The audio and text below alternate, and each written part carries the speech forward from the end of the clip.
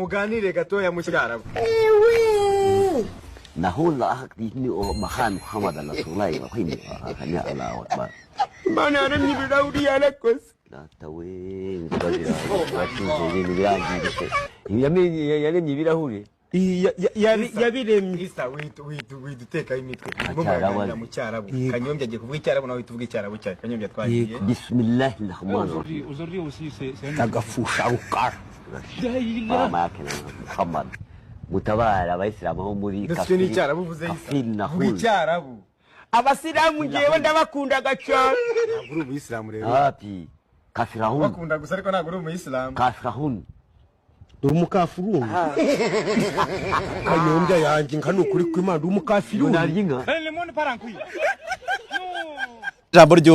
ijambo ry'ubwenge rya mbere nababwire nugira amahirwe go kujya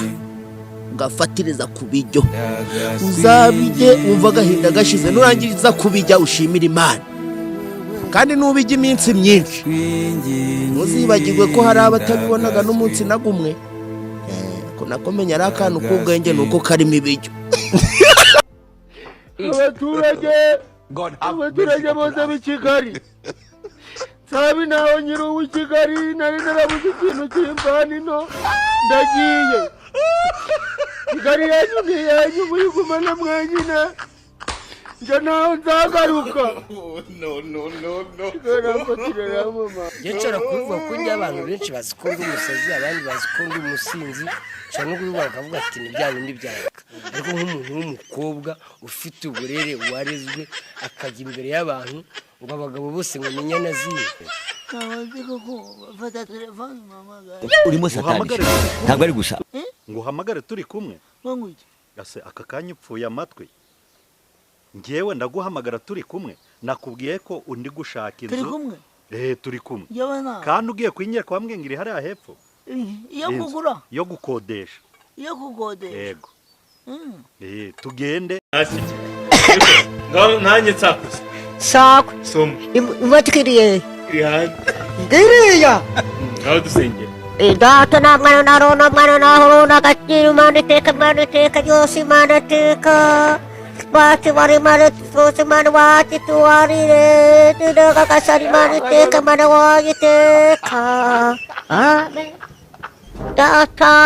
data ramara icyubahiro aruya mwana we atamfata ku ngufu subhana wa ta'ala ntabwo twaretse gusambana kuko twabuze dusambana nawe izina ry'Imana ngo yamukoze hahandi ko gitare cy'amahanga Obya ntabwo ari ukurakara buri Imana ngiye nyibonye Imana ikoresha ikimenyane ngiye nanayibwira Imana yakoresheje ikimenyane umuntu akavuka n'umuro akarinda usazana abandi bakavukira mu bipangu Imana yakoresheje ikimenyane akoze noneho uko ndebura akaburana 300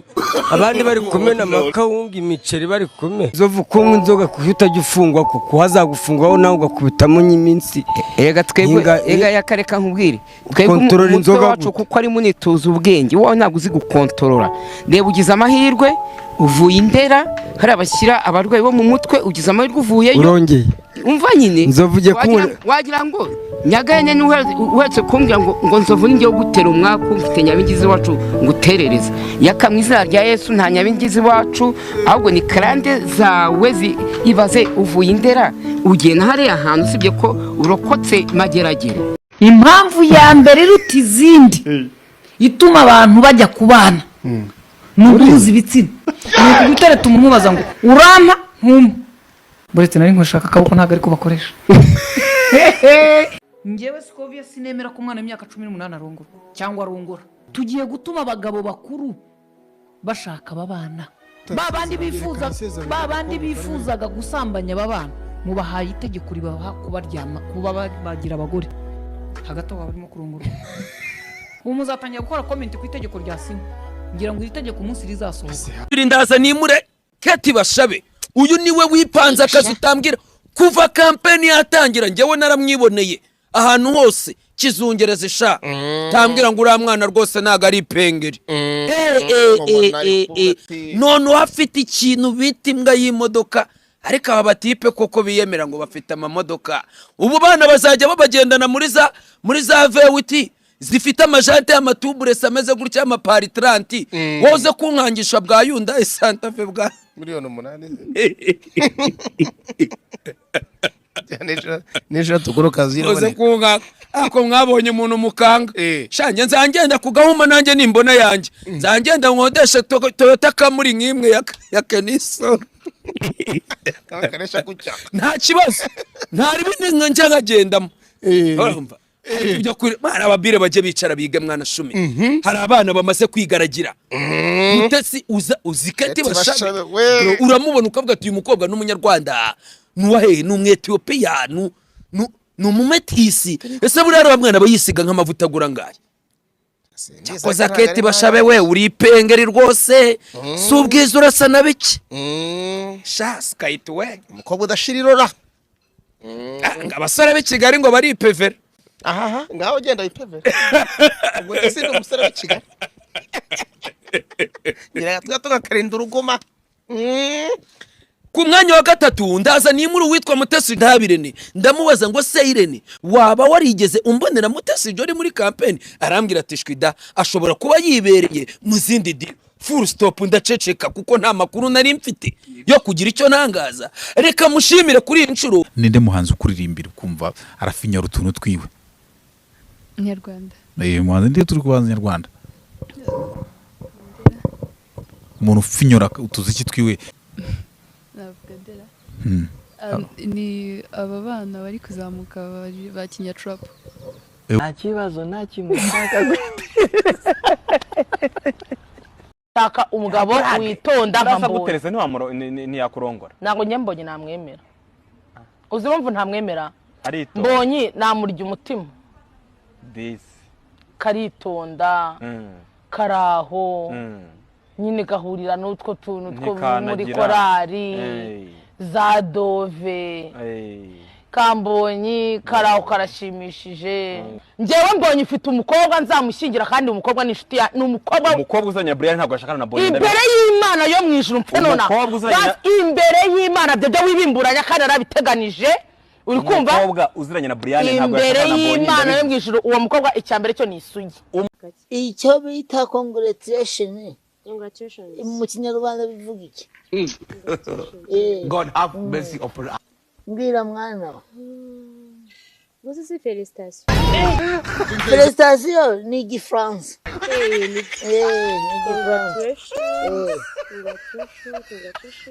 ni nko kuvuga ngo wakoze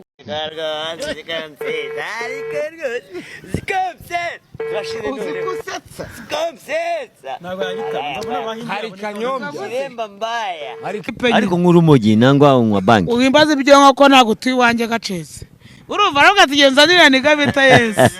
yati yo mutipe bwira ngo nyina bapampe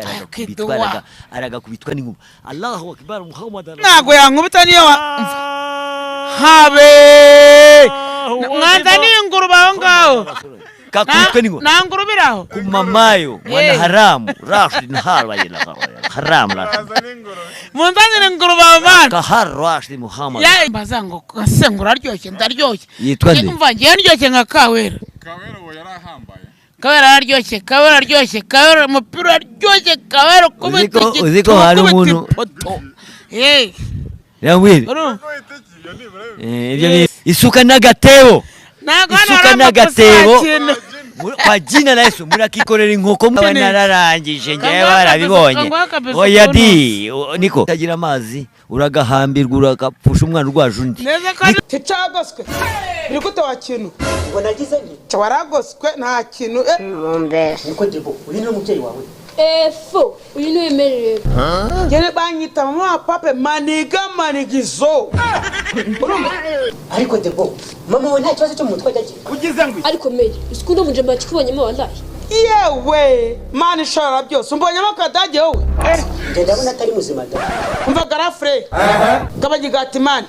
undi ku mupeti wanjye bimeze bite wa mubyeyi we rero umukobwa wasigaye yirirwa kubita abandi bakobwa muri iki kigo urumva ko yambwiye ngo ndike kuririmba yabimbwiye ariko ikintu cya mbere cyanshimishije nuko indirimbo namukoreye yayibonye ariko ntabwo yayishimye kuko yaba yarishimye yari kukubwira ngo uzakomeze unahange n'izindi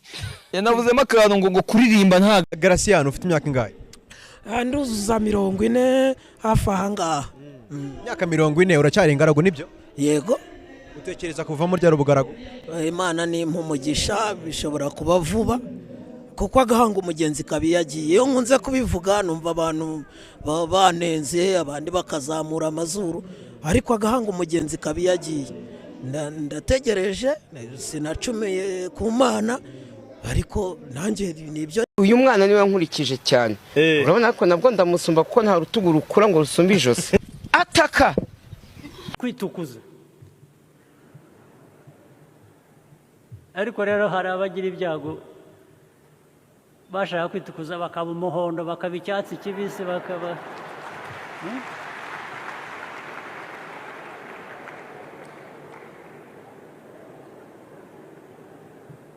ugasanga umuntu asigaye asa n'umukororombya